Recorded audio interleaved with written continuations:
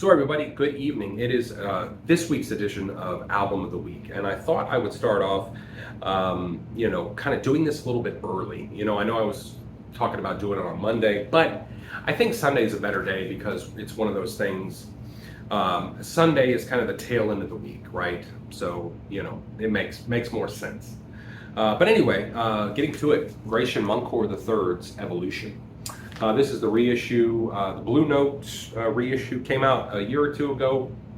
Kind of similar to the Tone Poet series, I think, in a lot of ways. It seems like some people have had issues with this. It seemed like when they first came out for the first year or so, they were fantastic, and then maybe they had a bad quality batch there. But a bunch of people had complained that it was warped and just a lot of distortion and that sort of thing. But over the last couple of months, most people, me included, have nothing but good things to say about the pressing quality here. It's just phenomenal. I was unfamiliar with Grachan Moncur. He's a trombonist. I wouldn't call him a pioneer in anything in particular. He kind of was a bit, don't take this the wrong way, but a bit player, very collaboration-wise.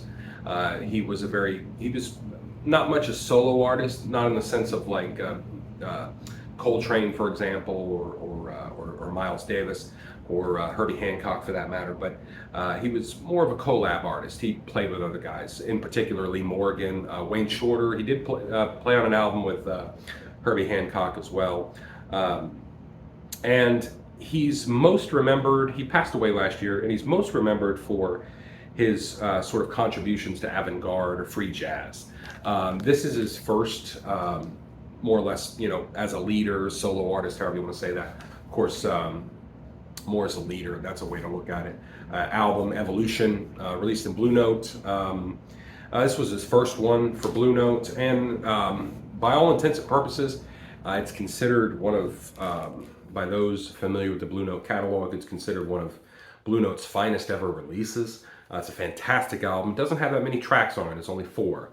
It has Air Raid, Evolution, it has The Coaster, and Monk in Wonderland. Particularly my favorite track on the album, Monk in Wonderland. And, it's definitely a taste of the avant-garde for sure. It's kind of out there. His approach, the way it was sort of succinctly categorized, was sort of this inside out, sort of exploring, instead of basing things on a melody or a tempo and then kind of building on top of that, or having like a central theme, and then you have the players performing based upon that theme, as a lot of people did. He did things inside out, and it really contributes to a very unique sound. Air Raid in particular is a great song. Well, it's really, the whole album start to finish is fantastic. And again, I was unfamiliar with Grachan Moncur, but this popped up one day on my Rune kind of suggested kind of thing, and I'm glad it did, because I've been kind of in a jazz kick lately, listening to a lot of Herbie Hancock among others, and anyway, it's a fantastic album, and it was good enough for me to want to go out and buy the record. If you have the opportunity, check him out. I don't know how many people are familiar with Grachan Moncur. I hadn't heard of him, and I thought I was a pretty good jazz enthusiast, but in any case, fantastic album, fantastic record. His second release for Blue Note, Some Other Stuff, I'm actually going to be picking up as well, although that deserves a re-release as well, because of the fact that the only way you can buy one is to buy original pressings. And original pressings for that album are outrageously priced. And specifically, I've got one coming. I paid $175 for.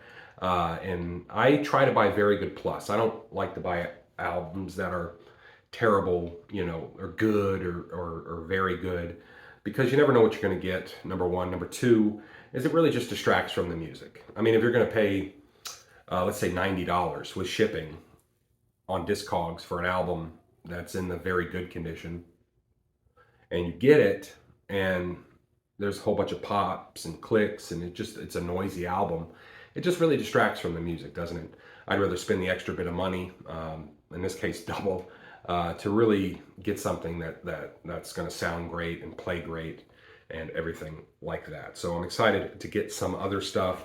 Also checked out on Tidal as well, of course, all his Most of his stuff is available on Tidal and Kobas and things like that. But it's always nice to have the album, the physicality of it, of course, which is what attracts a lot of us to records in the first place. But anyway, that's the album of the week. See you guys in a week, and we'll continue.